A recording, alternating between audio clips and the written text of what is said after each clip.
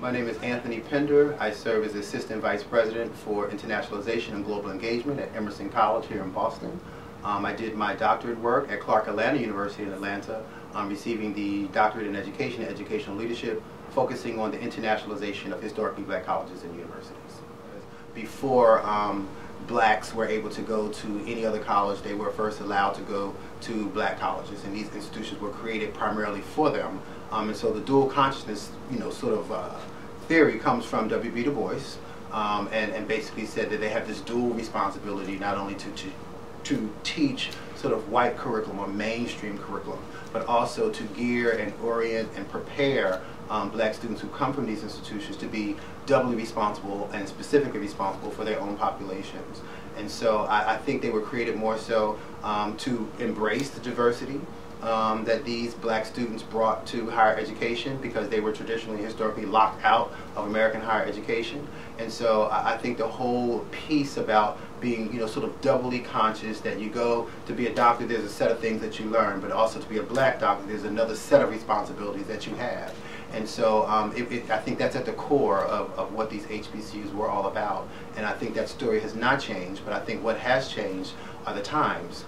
So from the very first HBCU to be established, which was Cheney University in Pennsylvania, all the way to now, time has also been, and the currents of time, the resultant vestiges of times changing, have always pushed HBCUs to reimagine its mission, and if not change the mission, to make the mission appropriate to the set of circumstances that sort of facilitate how we govern higher ed today, and also our responsibility to produce these same conscious, giving back black students who graduate from these institutions. Well, I think your film actually is timely, number one, and I think it's one strategy of many, I think, that are sort of happening at the same time, to force these institutions yet again to sort of revisit policies, to revisit institutional cultures and practices, to make them relevant. And the only way you make change is to be transparent about the existing situation.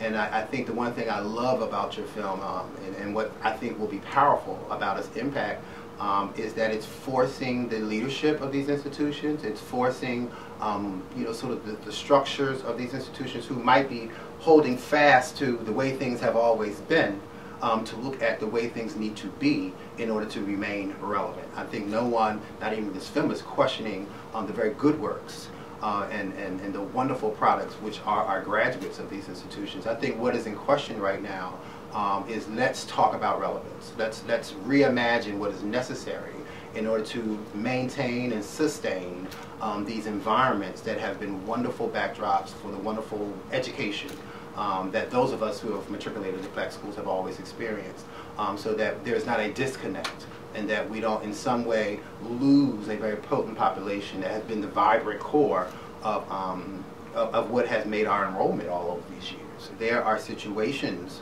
on some of these campuses where we are sort of disenfranchising our students, or making students feel uncomfortable because of their differences. There are the many isms, I think we want to be careful that we understand what the definition of inclusiveness means on these campuses, and we have a real contribution. And so I think there's lessons to be learned by this dialogue. There'll be lessons to be learned from the impact of this film on people who, and forcing people to look inward in terms of this particular subject matter.